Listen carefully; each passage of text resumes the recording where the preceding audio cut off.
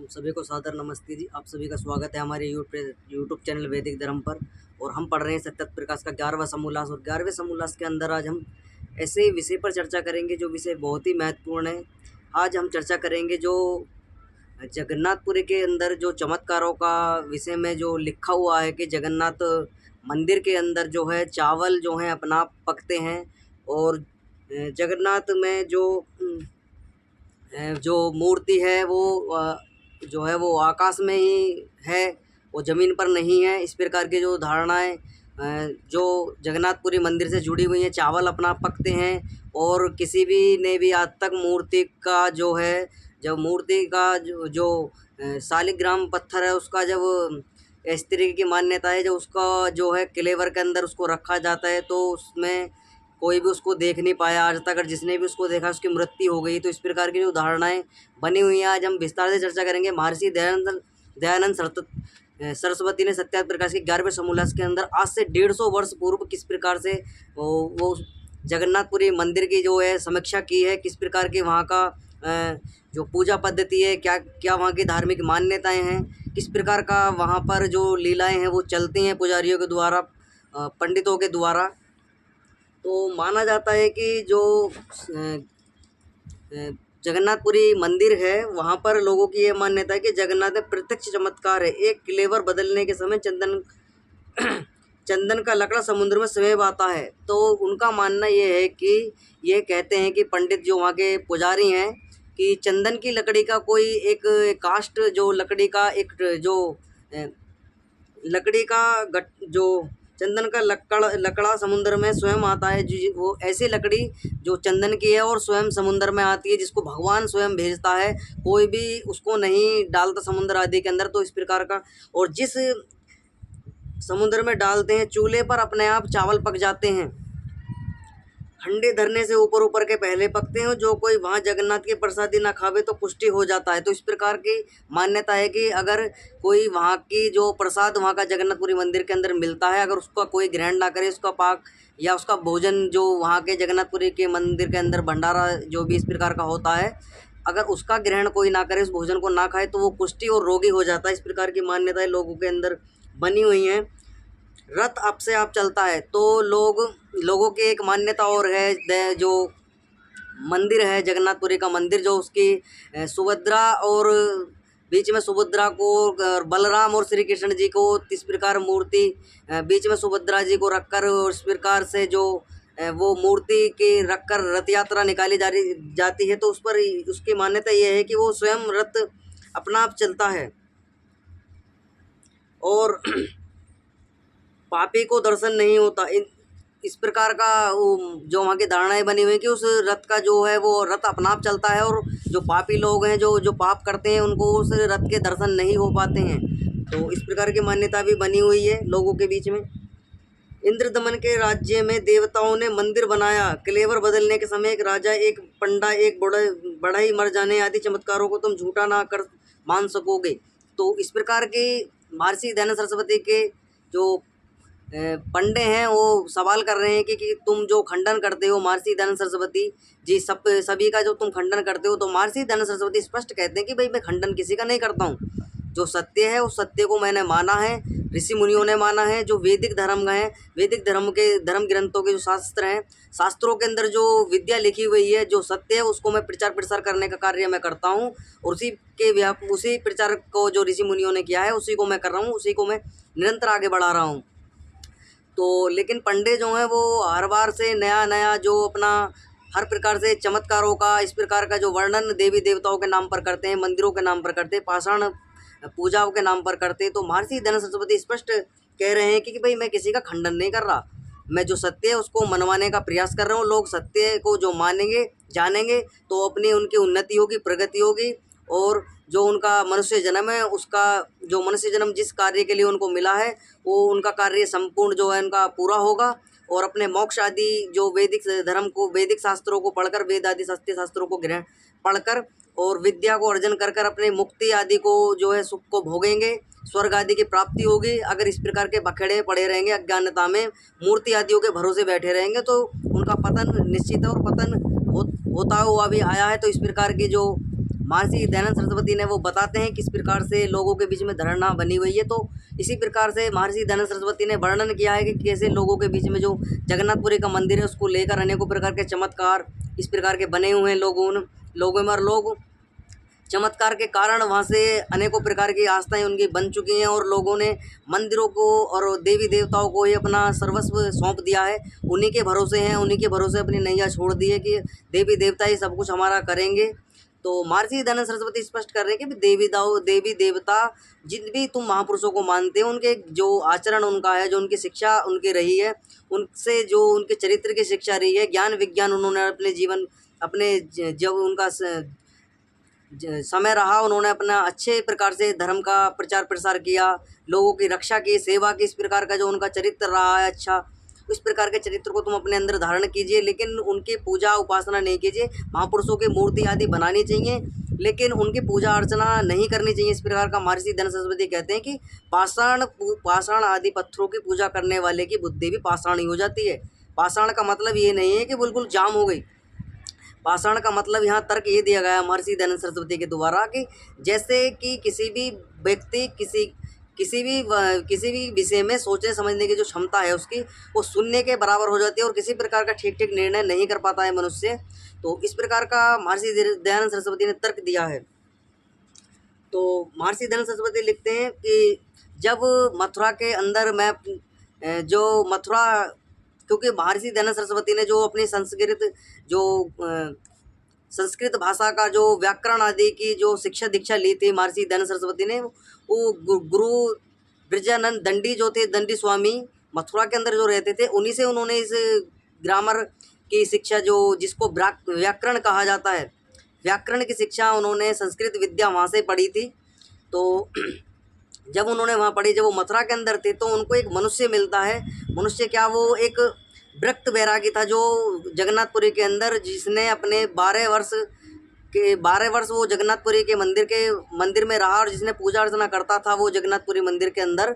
तो वो विरक्त होकर, बैरागी होकर जब वो मथुरा में आया, तो मथुरा में उनकी मुलाकात महर्षि दयानंद सरस्वती से होती है।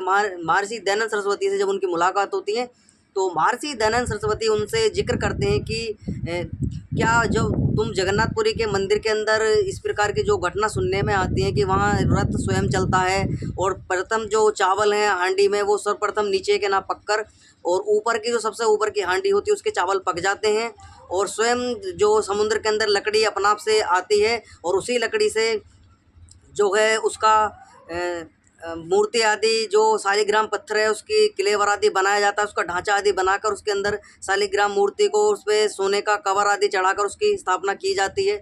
और इस प्रकार की जो मान्यता है वो है या नहीं है। तो महर्षि दयानंद सरस्वती आगे इनसे पूछते हैं कि वो विरक्त जो बैरागी है, वो कहता है कि इस प्रकार की जो घटनाएं सुनने को आती हैं, वो किसी प्रकार की ऐसा चमत्कार मंदिर के अंदर नहीं होता है। जो वहाँ के पुजारी हैं, पंडित पुजारी हैं, उस प्रकार का लीलाएं वहाँ पर रचते हैं और लोगों को भ्रमित करने का कार्य वो करते हैं, जिससे कि लोग ज़्यादा से ज़्यादा आएँ, धन आदि चढ़ाएँ। इस प्रकार के चमत्कार आदियों का वहाँ पर प्रचार प्रसार वो लोग करते हैं। तो वो विरक्त बैरागी जो था, जो वहाँ से जगन्नाथपुरी के मंदिर से आया था और जिसकी मुलाकात स्वयं महर्षि दयानंद सरस्वती से हुई है, उसी भी यहाँ पर सत्यात प्रकाश के 11वें समोल्लास के अंदर महर्षि दयानंद सरस्वती ने इस जो जगन्नाथपुरी के अंदर की जो मंदिर है उसकी समीक्षा की गई है कि किस प्रकार से लोगों को वहाँ मूर्ख बनाने का कार्य लोग करते हैं पंडित पुजारी। और सबसे पहले जो वो कहते हैं कि सबसे पहले जो नीचे का चावल नहीं पकते और सबसे ऊपर की हांडी का चावल पकता है। और स्वयं जो आज तक मूर्ति को किसी ने उसके वस्त्र बदलते या क्लेवर चढ़ाते हुआ किसी को नहीं देखा, किसी ने देख लिया तो उनकी मृत्यु हो जाती है। सब प्रथम जब इस शालिग्राम आदि पत्थर जो होता है, जब उसके ऊपर क्लेवर आदि चढ़ाए जाते हैं, तो महर्षि दयानंद सरस्वती से इस प्रकार की मान्यता वहाँ से सुनने को महर्षि दयानंद सरस्वती को मिली कि सब प्रथम जब उसका क्लेवर आदि बनाया गया तो सबसे पहले एक राजा की मृत्यु वहाँ पर हो गई थी। और एक जो बढ़ई था, जो उस काष्ठ की लकड़ी से उस मूर्ति को बना रहा था, उसके क्लेवर आदि बना रहा था मूर्ति के लिए, तो और एक जो पंडा था, जो पुजारी था वहाँ का, उसकी भी मृत्यु हो गई थी। तो इस प्रकार की धारणा वहाँ से मिलती है। तो लोग जो हैं वहाँ पर जो पूजा अर्चना करते हैं, क्लेवर आदि बनाते हैं मूर्ति का, और शालिग्राम पत्थर को सोने आदि के जो धातु के आदि जो धातु आदि होती हैं उनके क्लेवर से उसको बनाकर उसके अंदर जो शालिग्राम पत्थर उसको रखते हैं। तो वो ये मानते हैं कि आंखों पर पट्टी बांध ली जाती है जिससे कोई इस प्रकार का ना देख पाए। और किसी ने अगर उसको कपड़े बदलते हुए या वस्त्र बदलते हुए शालिग्राम पत्थर की जो क्लेवर आदि बदलने का समय आता है, अगर इस प्रकार का कोई कार्य करता है तो उसकी मृत्यु हो जाती है। इस प्रकार की धारणाएं वहाँ मंदिर के अंदर बनी हुई हैं। तो महर्षि दयानंद सरस्वती इसी व्याप पर वो लिख रहे हैं कि किस प्रकार का वहाँ का ही जो पुजारी था, जो वृत्त वैरागी था, जो उस मंदिर के अंदर ही रहता था, उससे मेरी मुलाकात हुई और किस प्रकार से उसने उसके जो सारा दृष्टांत उस मंदिर का था वो बताया मुझे। जिसने 12 वर्ष जो महर्षि दयानंद सरस्वती कहते उसने ये सब बातें झूठ बतलाई। तो ये कह रहे हैं कि उसने ये सब बातें झूठ बतलाई हैं, किंतु विचार से निश्चय यह है कि जब क्लेवर बदलने का समय आता है तो नौका में चंदन की लकड़ी ले समुद्र में डालते हैं। तो महर्षि दयानंद सरस्वती स्पष्ट कह रहे हैं कि जब लगता है कि अब जो है साल में उनका क्लेवर आदि बदला जाता है तो वो चंदन की लकड़ी ये पुजारी पंडे जो होते हैं मंदिर के वो ले जाकर समुद्र में डाल आते हैं। और समुद्र में डाल आते हैं तो वो लकड़ी जब धीरे धीरे किनारे पर आ जाती है उसको लकड़ी को ये निकाल कर कहते हैं कि जो है अब जो है जो शालिग्राम है और जो जगन्नाथ भगवान की जो क्लेवर बदलने का समय आ चुका है। लकड़ी भी जो जगन्नाथ भगवान ने अपनी जो है वो लकड़ी भी जो चंदन की लकड़ी वो भी आ गई है। अब इस प्रकार से जो है अब क्लेवर बदलना है तो इस प्रकार की वो चंदन की लकड़ी उसमें डाल आते हैं, फिर उसको निकाल कर लाते हैं क्लेवर आदि बनाकर शालिग्राम पत्थर सोने आदि के अंदर मढ़वा कर उसको उसके अंदर रख देते हैं। तो इस प्रकार की मान्यता बता रहे हैं महर्षि दयानंद सरस्वती के खुद स्वयं जाते हैं और उसको डाल कर आ जाते हैं। कुछ समय बाद वो तैरकर समुद्र के लहरों से वो किनारे पर आ जाती है, फिर उसको निकाल कर ले आते हैं ये लोग। तो आगे लिखते हैं महर्षि दयानंद सरस्वती, उसको लेकर सुतार कहा गया है कि जो मूर्ति आदि बनाते हैं, जो बढ़ई आदि का काम करते हैं, जो कारीगरी का काम करते हैं, जो नक्काशी आदि कार्य करते हैं, उनको सूत्रकार कहा गया है महर्षि दयानंद सरस्वती ने। प्राचीन जो मध्यकाल के समय रहा है, ये संस्कृत भाषा का शब्द है। तो लोग मूर्ति बनाते हैं, जब रसोई बनती है तब कपाट बंद करके रसोई के बिना अन्य किसी को ना देखने देते हैं। तो महर्षि दयानंद सरस्वती स्पष्ट कर रहे हैं कि जब लोग पंडे और रसोई आदि जगन्नाथपुरी भगवान का प्रसादी आदि बनाते हैं तो वो मंदिर के अंदर जहाँ प्रसादी बनती है रसोई के अंदर उसके कपाटों को बंद कर लेते हैं, गेट उसका बंद कर लेते हैं। और किसी भी बाहरी व्यक्ति को, जो मंदिर का ये व्यक्ति पंडे पुजारी हैं, वही उसके अंदर रहते हैं और कोई भी व्यक्ति दूसरा उसके अंदर नहीं जाता है। और वो अपने तरीके से उसको बनाते हैं और इस प्रकार के बनाकर जो एक छः वो हांडी जो मटके होते हैं उनको रखते हैं उस प्रकार से। और उसे एक मटकी में चावल पकाकर 6 में अधकच्चे चावल वो रख देते हैं। और अधकच्चे चावलों को जो अधकच्चे चावल होते हैं वो नीचे उनको रख कर और जो सबसे ऊपर जो सबसे पहले पका के चावल रख लेते हैं उसको सबसे ऊपर रख देते हैं और कहते हैं कि देखिए, और लोगों को बुलाते हैं कि देखिए जगन्नाथ भगवान का ये चमत्कार है। और सबसे पहले जगन्नाथ भगवान जो है ऊपर के चावल जो हैं वो पक गए हैं इसके अंदर और उनकी प्रसादी आदि बंटवाते हैं और धनाढ्य लोगों को वो दिखाते हैं बुला करके, देखिए स्वयं जगन्नाथ भगवान ने इस प्रकार की प्रसादी। लोग वहाँ जाकर जो है चावल आदि जो है वो पुजारियों से अपने हांडी आदि बनवाते भी हैं। वो कहते हैं कि हम अपने पास से जो राशन सामग्री के चावल आदि लाए हैं तो लोग अपने अपने पास से वो ले जाते हैं इसी प्रकार के चमत्कार के कारण कि हमारे भी चावल पकेंगे नहीं पकेंगे, इस प्रकार की धारणा लोगों की बनी हुई है। तो मंदिर के अंदर सन्यास जो वो पंडे पुजारी लोग हैं उनसे संपर्क करते हैं और तो उनको इसी प्रकार वो चमत्कार दिखाते हैं कि किसी प्रकार का वो देख ना पाए। और इस प्रकार की वो धारणा मंदिर के अंदर बनी हुई है कि चावल स्वयं पक जाते हैं और सबसे पहले चावल जो हांडे के ऊपर, अब इनसे ये पूछना चाहिए जिसमें जब चूल्हे के ऊपर वो 6 की 6 हांडी रखी जाती हैं जिनके अंदर चावल रखे जाते हैं पकने के लिए, तो सर्वप्रथम जिसको ज़्यादा हीट मिलेगी, जिसको सब ज़्यादा उष्मा मिलेगी, क्या उसके चावल पहले पकेंगे या जो सबसे ऊपर है जिस तक उष्मा सबसे कम पहुँच रही है वो पकेगा। तो इस प्रकार के ये चमत्कार के नाम पर लोगों को मूर्ख बनाने का कार्य ये लोग करते हैं। महर्षि दयानंद सरस्वती किसी का खंडन, आस्था को ठेस पहुंचाने के लिए नहीं करते और यही आर्य समाज और आर्य समाज के विद्वानों का जो कार्य है वो सच्चे वैदिक सनातन संस्कृति का प्रचार प्रसार करना है। किसी की भावनाओं को, किसी की जो मान्यताओं उनको ठेस पहुंचाना नहीं है।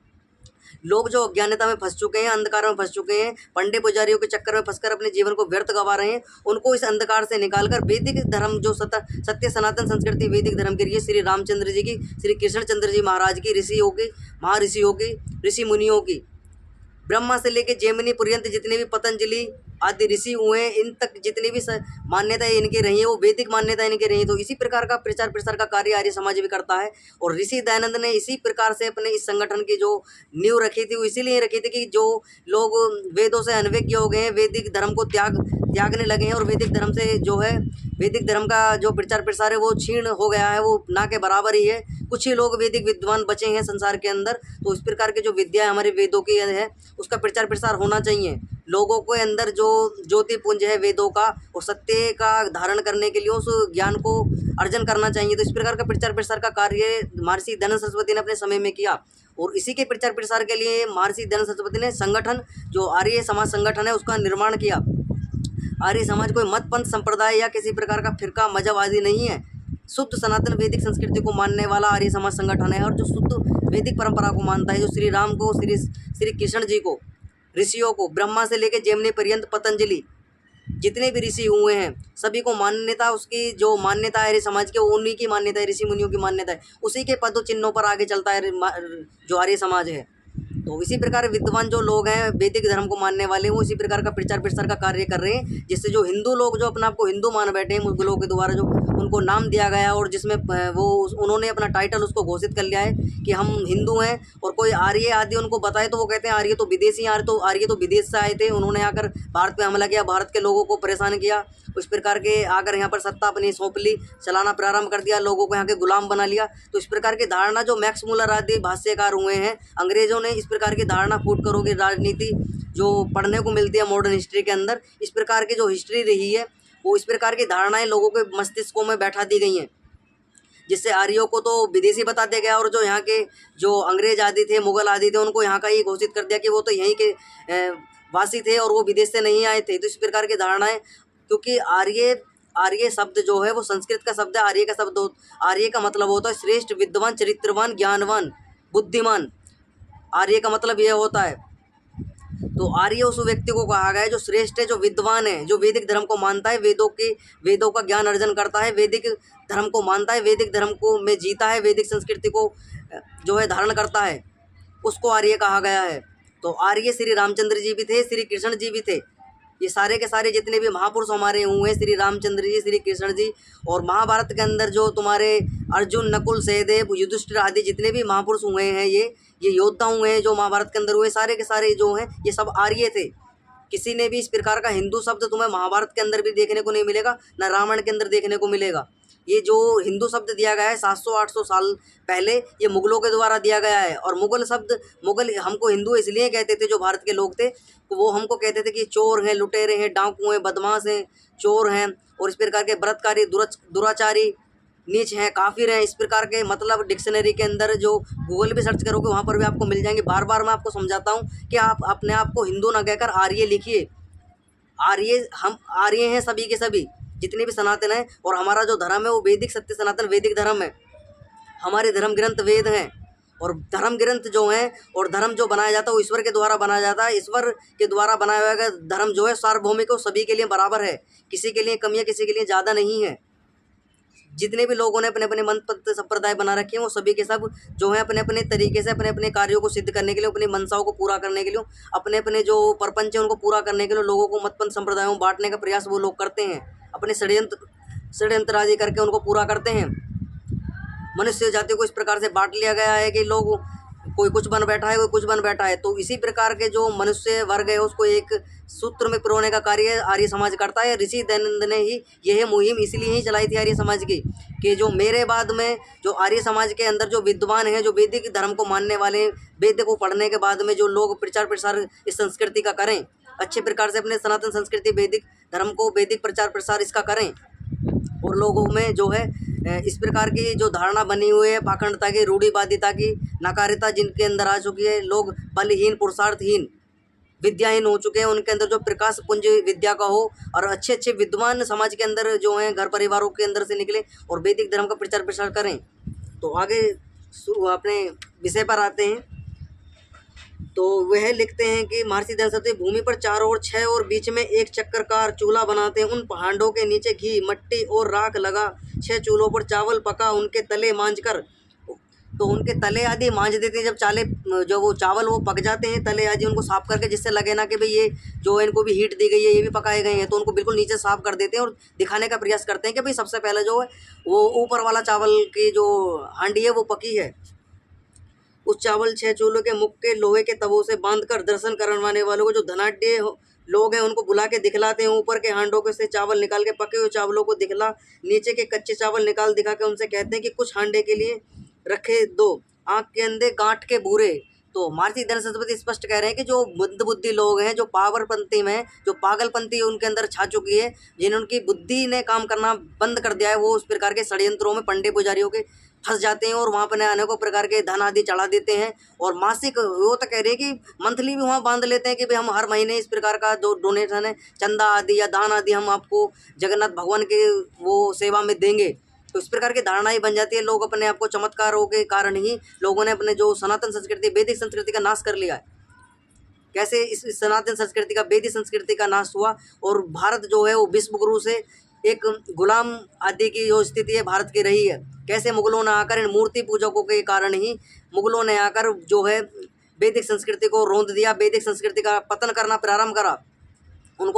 उन्होंने चाहे अज्ञानतावश किया हो, चाहे कैसे भी किया, उनको पता था कि मूर्ति आदि के अंदर प्राण विराण नहीं होते, कोई शक्ति वक्ति नहीं होती है। सबसे पहले आकर उन्होंने पुजारी की गर्दन काटी, पुजारियों के बाद मंदिरों को लूटा, मंदिरों को लूटने के बाद जो और जिन देवी देवताओं के आराध्यों की मूर्ति मंदिरों के अंदर रखी थी पाषाण आदि की, उनकी गर्दनें तोड़ी, उनको हाथ वर जो भी उनके थे वो मूर्तियों को खंडित आदि कर दिया। तो इस प्रकार के सभी की जो दुराचार इन पंडित पुजारियों को द्वारा हुआ गया। महर्षि दयानंद सरस्वती स्पष्ट कर रहे हैं कि जितना पतन का कारण भारत की संस्कृति का रिहा हो, इन चमत्कारों के कारण हुआ है।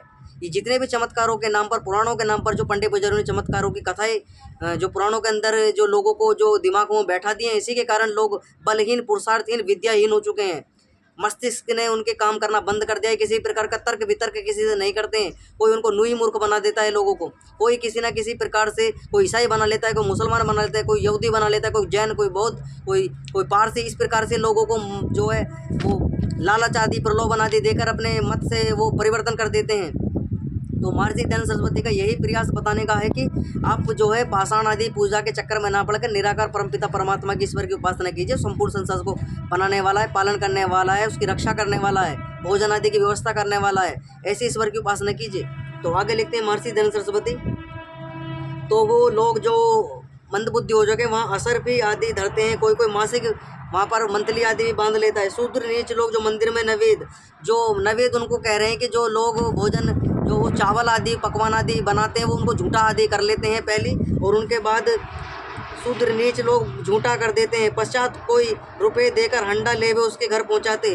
तो इस प्रकार के वहाँ पर एक होम डिलीवरी का भी कार्य वो लोग करते हैं कि कोई पैसा आदि अगर उन्हें दे देता है और कोई कहता है कि भाई हमें जगन्नाथ भगवान की प्रसादी चाहिए, तो वो लोग उनसे अमुक इस प्रकार का दान दक्षिणा उनसे ले लेते हैं और दान दक्षिणा लेकर वो हांडी में पके हुए चावल जो है जगन्नाथ भगवान की प्रसादी उनके घर आदि भी पहुँचवा देते हैं कि ये स्वयं जगन्नाथ भगवान का प्रसाद है, और जो इसको खाएगा उसके सारे पाप दर्द और जितनी भी कलेश आदि हैं, किसी प्रकार की जो दरिद्रता आदि है उसके जीवन से वो नष्ट हो जाएगी। इस प्रकार का इन्होंने पंडित पुजारी ने जगन्नाथपुरी के अंदर वो अपना नियम बना रखा है। तो महर्षि दयानंद सरस्वती स्पष्ट लिखते हैं आगे, हंडा लेवे उसके घर पहुंचाते। गृहस्थ और साधु संतों को लेकर शूद्र अत्यंत पर्यंत एक पंक्ति में बैठ झूठा।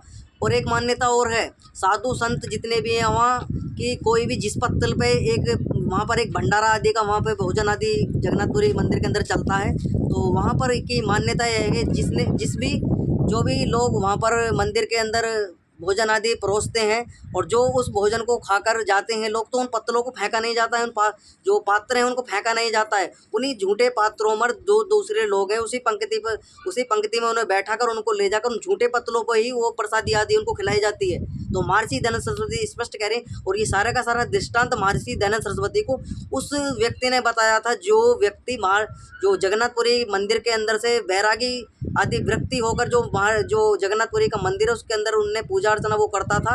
और जब उसको वैराग्य हुआ इस प्रकार का, तो वो मथुरा के अंदर श्री कृष्ण के जो जीवन को चरित्र को देखने के लिए उस मथुरा के अंदर आया था। तो उनकी भेंट जो महर्षि दयानंद सरस्वती से हुई थी, तो महर्षि दयानंद सरस्वती जब उनकी भेंट हुई थी तो उसी प्रकार उन्होंने सारा दृष्टांत जो जगन्नाथपुरी मंदिर का था वो उन्हें बताया था। तो आगे लिखते हैं महर्षि दयानंद सरस्वती, पंक्ति में बैठे एक दूसरे का भोजन करते हैं। जब पंक्ति उठती है तब उन्हीं पत्तलों पर दूसरों को बैठा जाते हैं। वहाँ अनाचार है और बहु तेरे मनुष्य वहाँ जाकर उनका झूठा ना खाके। तो बहुत से लोग जो समझदार लोग हैं, जो इस प्रकार का वो समझदारी उनको समझ लीजिए कि वो उस प्रकार के उनके झूठे पत्तलों पर ना खाकर अपना भोजन अलग से बनाते हैं और खाते हैं, और खा बना बना बना आदि कर खाना आदि बनाकर खा पी कर अपने घर को चले जाते हैं। कुछ कुष्ठ आदि रोग नहीं होते। तो उन लोगों को बता रहे हैं कि जो उनके प्रसादी आदि नहीं खाते, झूठे पत्तलों पर उनका भोजन नहीं करते हैं, जिन्होंने पहले खा लिया तो फिर दूसरे लोगों को उन्हीं झूठे पत्तलों पर खिलाते हैं, जिन्होंने इस प्रकार का परहेज उनसे कर लिया कि भाई हम तो नहीं खाएंगे, हम तो अलग से बना के खाएंगे। तो उनकी मान्यता है कि जो अगर इनकी अवहेलना करता है, जो झूठे पत्तलों का आदि का ये कहता है कि भाई हम तो झूठा नहीं खाएंगे, तो वो कुष्ठी आदि जो कुष्ठ रोग आदि हैं, शरीर आदि गलने का जो रोग होता है, जैसे कुष्ठ कहते हैं शरीर अपने आप से गलने लग जाता है, फोड़ी फुंसे शरीर में निकलने जाते हैं, इस प्रकार का रोग उनको हो जाता है। तो महर्षि दयानंद सरस्वती कह रहे हैं कि भाई जो लोग वो खाकर चले गए उनको तो इस प्रकार का कुछ भी रोग नहीं हुआ, जिन्होंने अलग बनाया उनको किसी प्रकार का रोग उनके अंदर नहीं होता है, उनको भी कुष्ठ आदि रोग नहीं होते। तो महर्षि दयानंद सरस्वती स्पष्ट कह रहे हैं जो जगन्नाथपुरी में भी बहुत से प्रसादी नहीं खाते।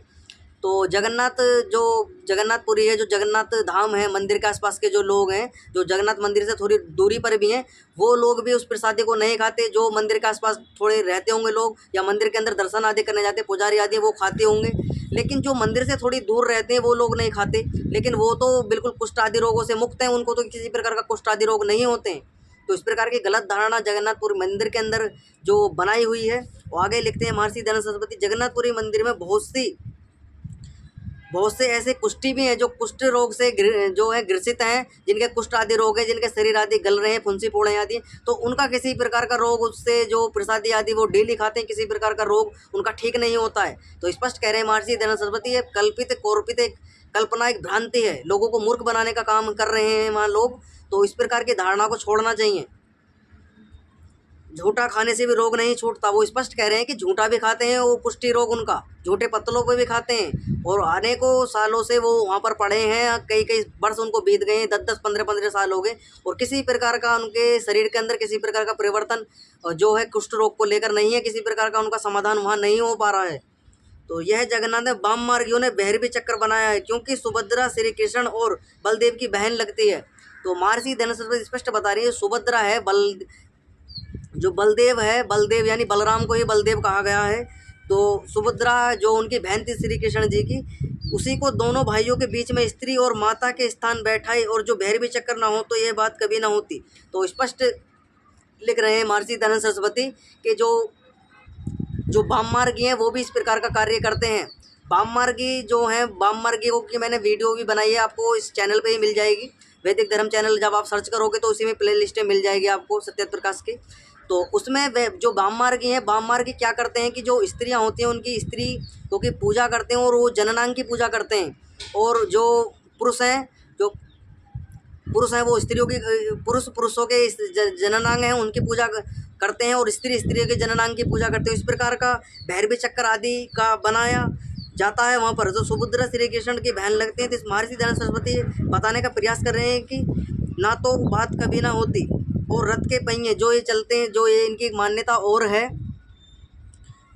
तो इन्होंने जो मूर्ति जो बैठाने का जो लिया है, वो दोनों महापुरुषों को, जो बलदेव और श्री कृष्ण जी जो हैं, और बीच में स्त्री जो उनकी बहन थी उनको बैठाने का जो कार्य इन्होंने किया है कि बीच में बहन जी उनकी बैठा दी और दोनों साइडों में खड़ी कर दी। तो इस प्रकार की जो धारणा है वो वाम मार्गियों में है। तो वाम मार्गियों से ही कुछ इन्होंने कुछ ठाकर वहाँ से ये भी अपनी दिनचर्या इस प्रकार की चलाई है, श्री कृष्ण जी और बलदेव आदि को, और जो उनकी बहन जी हैं उनको बीच में बैठाकर इस प्रकार की रथ यात्रा निकाली जाती है।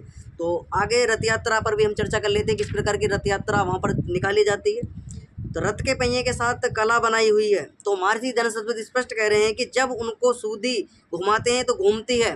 तो एक इस प्रकार का उन्होंने उसके अंदर कुछ कारीगरी इस प्रकार के रथ के अंदर की गई है, जो सूदा घुमाते हैं तो घूमती है, तब रथ चलता है। जब मेले के बीच में पहुंचता है तभी उसकी कील को उल्टी घुमा देने से।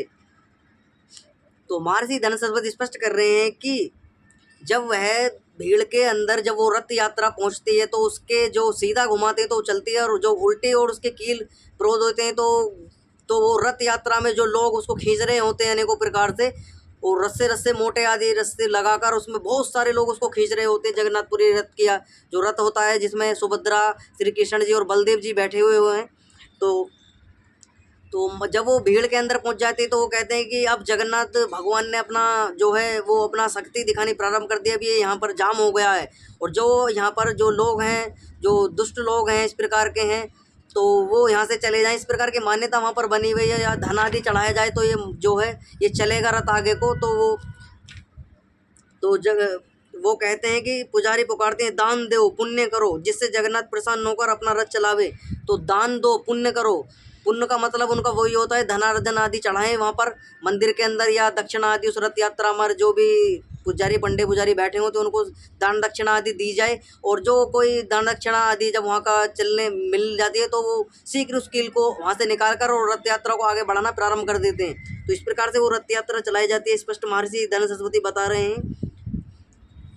उल्टे घुमा देने से रथ खड़ा रह जाता है। पुजारी लोग पुकारते हैं, दान दो पुण्य करो, जिससे जगन्नाथ प्रसन्न होकर अपना रथ चलावे, अपना धर्म रहे। जब तक भेंट आती जाती है तब तक ऐसे ही पुकारते जाते हैं। और जब भेंट आ चुकती होती तब एक ब्रजवासी अच्छे कपड़े दुशाला ओढ़कर आगे खड़ा रह के हाथ जोड़ स्तुति करता है।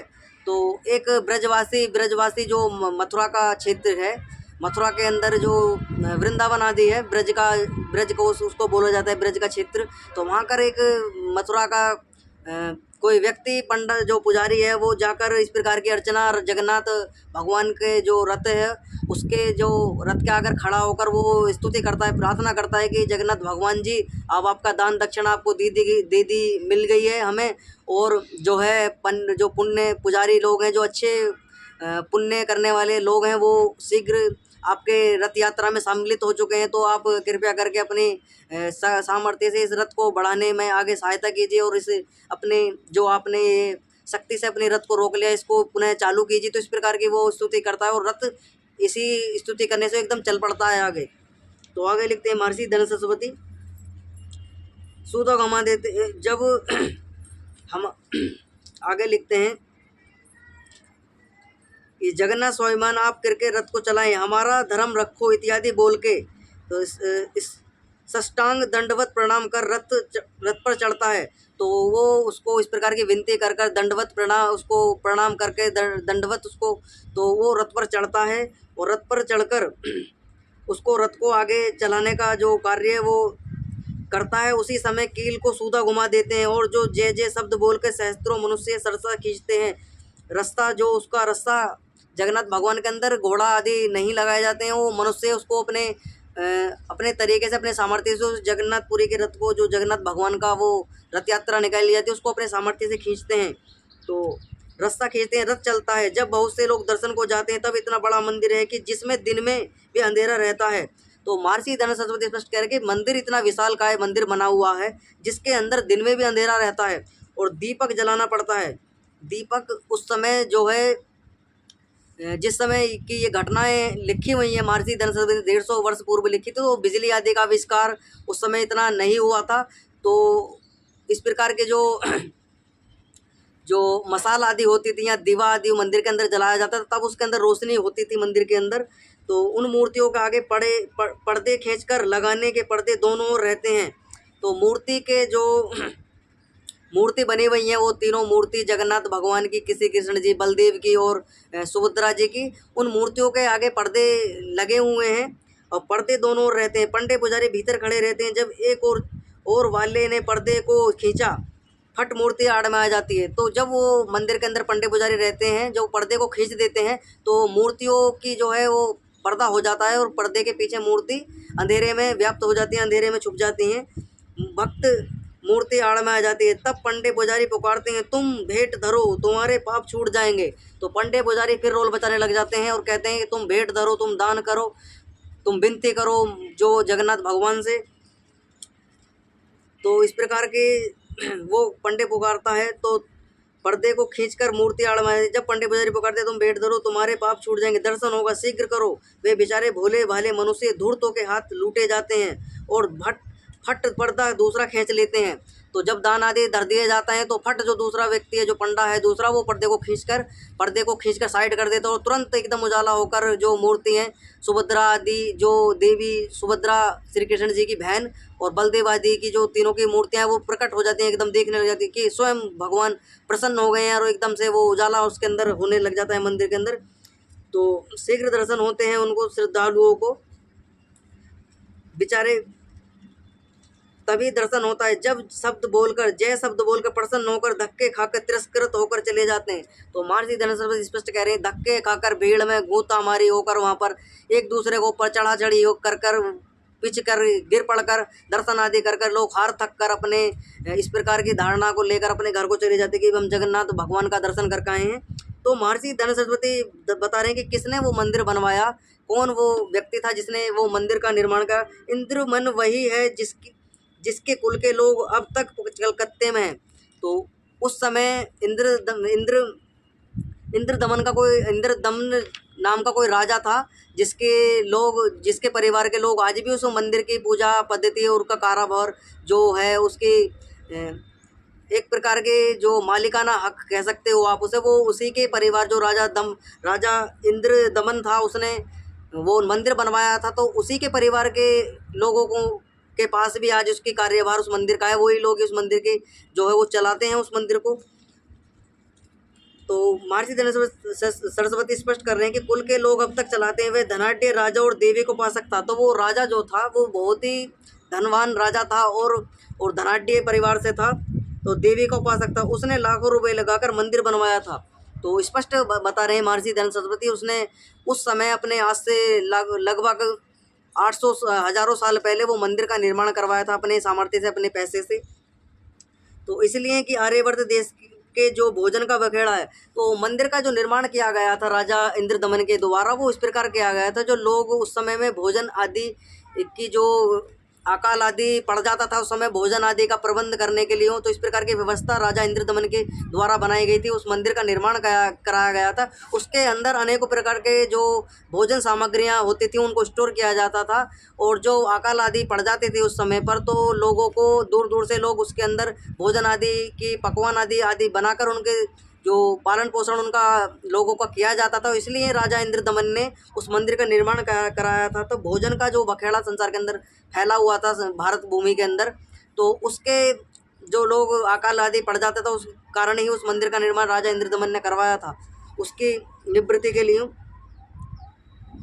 आर्यवर्त देश के अंदर भोजन का बखेड़ा रीति से छुड़ावे, तो भोजन आदि की जो व्यवस्था उसके अंदर बनी हुई थी, लोगों के अंदर जो भोजन के नाम पर अनेकों प्रकार के पाखंड आदि चलाते थे, इस प्रकार की लीलाएं जो चलती थी, तो राजा इंद्रदमन ने वो इस प्रकार की एक योजना आदि बनाकर अपने इस प्रकार का जो प्रपंच षड्यंत्र आदि चलता था पंडित पुजारियों के द्वारा, उससे निकालने के लिए इस मंदिर के अंदर भोजन आदि की व्यवस्था की जाती थी कि किस प्रकार भोजन आदि बनाया जाए, किस प्रकार के मान्यताएं हों, किस प्रकार से भोजन आदि खिलाया जाए लोगों को। तो इस प्रकार से लिखा हुआ है महर्षि सरस्वती के द्वारा। परंतु वे मूर्ख कब छोड़ते हैं, देव मानो तो उन्हीं कारीगरों को मानो जिन शिल्पियों ने मंदिर बनाया। तो महर्षि सरस्वती कह रहे हैं कि जो लोग ये पंडित पुजारी अपने आप को देव और दूत मानते हैं ईश्वर का, तो उनको दूत आदि नहीं मानना चाहिए। असली जो शिल्पकार हैं जिन्होंने उस भव्य मंदिर को बनाया, अच्छी प्रकार की उस शिल्पकारी उस मंदिर के अंदर दिखाई है, उनको देव मानना चाहिए जिन्होंने इस प्रकार की कारीगरी की। राजा पंडा और बढ़ई उस समय नहीं मरते, परंतु वे तीनों वहाँ तो एक मान्यता और है कि राजा और पंडा बढ़ई जब उस मंदिर का निर्माण हो रहा था, क्लेवर आदि चढ़ाया जाता था उस मंदिर के अंदर, जो पौराणिकों ने बना रखी है कि पंडे की मृत्यु हो गई थी, राजा की मृत्यु हो गई थी और बढ़ई की मृत्यु हो गई, तो तीनों वहाँ प्रधान तीनों ने तो मरते। तो वो कह रहे हैं कि राजा पंडा और बढ़ई उस समय नहीं मरते, परंतु वे तीनों वहाँ प्रधान रहते हैं। तो इन तीनों के देख रेख में उस मूर्ति का निर्माण, जो मूर्तियाँ हैं उनका निर्माण होता है, बनाई जाती हैं, उनके अंदर जो वो शालिग्राम आदि रखकर उनका क्लेवर आदि चढ़ाया जाता है। तो महर्षि सरस्वती कह रहे हैं जब तक उनकी मूर्ति आदि बनती है, उनकी दक्षिणा जो भी उनका वो क्रिया का जो करते हैं वो मंदिर के अंदर, तब तक उनकी मृत्यु नहीं होती। तीनों वहाँ पर उनके प्रधान जो मुख्य लोग हैं उनके देख रेख में वो सब कार्य मंदिर के अंदर होता है। छोटे को दुख देते होंगे, उन्होंने सम्मति करके उसी समय अर्थात क्लेवर बदलने के समय वे तीनों उपस्थित रहते हैं। मूर्ति का हृदय पोला रखा है। मूर्ति का जो मूर्ति है, मूर्ति का हृदय पोला रखा है, उसमें सोने के संपुट में 1 सालग्राम तीनों उपस्थित रहते हैं। मूर्ति का हृदय रखते हैं कि जिसको प्रतिदिन धोकर चरणामृत बनाते हैं। तो जो मूर्ति के अंदर जो सालिग्राम पत्थर है वो रख रखा है, उसका चरणामृत आदि बनाकर लोगों को वो जो है चरणामृत की जो प्रसादी है वो बांटते हैं लोग, धोकर उसको चरणामृत बनाते। उस पर रात्रि की शयन आरती में उन लोगों ने विष का तेजाब लपेट दिया होगा। तो महर्षि धन सरस्वती बता रहे कि किस प्रकार से उन्होंने इस प्रकार का पाखंड आदि किया होगा कि जिससे उनकी मृत्यु हो गई। और जो सालिग्राम पत्थर आदि चरणामृत जिसके नाम पर वो दिया जाता है उसके अंदर कोई विषय युक्त कोई वस्तु आदि जहर आदि मिला दिया होगा, जिसका आचमन करने से उन तीनों लोगों की मृत्यु हो गई। और जब से ही ये धारणा बनी हुई आ रही है कि लोग अपनी अपनी जो वहाँ पंडित पुजारी अपनी आंखों पर पट्टी बांध लेते हैं, पर्दा घेर देते हैं और किसी को देखने नहीं देते हैं, और उसके अंधेरे में उस मूर्ति के क्लेवर आदि बदलते हैं, कपड़े आदि बदलते हैं। मूर्तियों के अंदर जो पाषाण आदि की मूर्ति उन्होंने बना रखे हैं, बलदेव और सुभद्रा और श्री कृष्ण जी की, और सालिग्राम पत्थर उनके अंदर रखते हैं, क्लेवर लकड़ी की, चंदन की लकड़ी का बनाकर उसके अंदर रखते हैं। तो इस प्रकार की धारणा उन्होंने बना रखी, कोई भी अगर देख लेगा तो उसकी मृत्यु हो जाएगी। तो लोग डरकर मारे उसके मंदिर के, जब वो क्लेवर बदलने का समय आता है तो वो दूर हो जाते हैं, बहुत दूर, मंदिर के कपाट बंद कर दिए जाते हैं। तो आगे लिखते हैं महर्षि दयानंद सरस्वती, तो शयन में उन लोगों ने विष तेजाब लपेट दिया होगा, उसके धोखे उन्हीं तीनों को पिलाया होगा जिससे वे कभी मर गए होंगे। मरे तो इस प्रकार, और भोजन भट्टों ने प्रसिद्ध किया होगा कि जगन्नाथ जी ने अपने शरीर बदलने के समय तीनों भक्तों को भी साथ ले गए। तो इस प्रकार की जो मान्यता बने हुए कि जगन्नाथ भगवान ने अपने क्लेवर आदि वस्त्र आदि बदलते समय जो उनको देख लिया था उन लोगों ने, तो उनकी मृत्यु हो गई। तो ये झूठी कल्पना कल्पोत जो कपोल कल्पित घटनाएं जो है पुराणों के अंदर वर्णित लोगों ने अपनी चला ली हैं। तो महर्षि दयानंद सरस्वती स्पष्ट उसका खंडन कर रहे हैं कि इसी प्रकार के कोई भी घटना नहीं है और इस प्रकार का कोई चमत्कार वहाँ नहीं होता है। तो महर्षि दयानंद सरस्वती की आज हमने सत्यार्थ प्रकाश के अंदर ये समझा कि किस प्रकार से लोगों ने अपनी बुद्धि का कार्य जो है वो करना बंद कर दिया है। बुद्धि जो है उनकी इस प्रकार के जो अच्छा सामर्थ्यवान जो बुद्धि लोगों के अंदर नहीं रही है, सोचने समझने की क्षमता जो खत्म हो चुकी है, किस प्रकार से लोगों को मूर्ख बनाया जाता है, इस प्रकार का आज हमने समझा कि जगन्नाथ भगवान के जो जगन्नाथपुरी मंदिर है उसके अंदर जो ईश्वर के नाम पर और चमत्कारों के नाम पर लोगों को जो किस प्रकार से मूर्ख आदि बनाया जाता है। तो स्पष्ट किसी की भावनाओं को ठेस पहुंचाना का मकसद महर्षि दयानंद सरस्वती का ना रहा है, ना हमारा है और ना ही आर्य समाज का है। तो जो दृष्टांत आज से 150 वर्ष पूर्व महर्षि दयानंद सरस्वती ने किसी जो वहाँ का गवाह था उसने उसकी सारी घटनाएं जो महर्षि दयानंद सरस्वती के बताई, तो उसी के ब्याह पर उन्होंने सत्यार्थ प्रकाश के 11वें समोल्लास के अंदर इस प्रकार की चर्चा लिखी है। अपने पास से उन्होंने किसी प्रकार की चर्चा मंदिर की नहीं लिखी है, क्योंकि वो जो 10-12 साल वहाँ पर गुजार कर आया था वो व्यक्ति, और महर्षि दयानंद सरस्वती ने से उसने सारा दृष्टांत उस मंदिर का बताया था, किस प्रकार से लोग वहाँ धन ऐंठने का कार्य करते हैं। तो हमने आज ठीक प्रकार से जगन्नाथ मंदिर को विषय में पढ़ा। तो आपसे अनुरोध है, जितने भी लोग वीडियो को देख रहे हैं वीडियो को लाइक कर दें, चैनल को सब्सक्राइब कर लें। किसी प्रकार का प्रश्न है तो कमेंट बॉक्स में लिख दीजिए। तो कल हम चर्चा करेंगे रामेश्वरम के अंदर जो श्री राम जी ने मूर्ति जो शिवलिंग आदि की स्थापना की थी या नहीं की थी। तो आज की कक्षा को यहीं विराम करेंगे। ओम सम।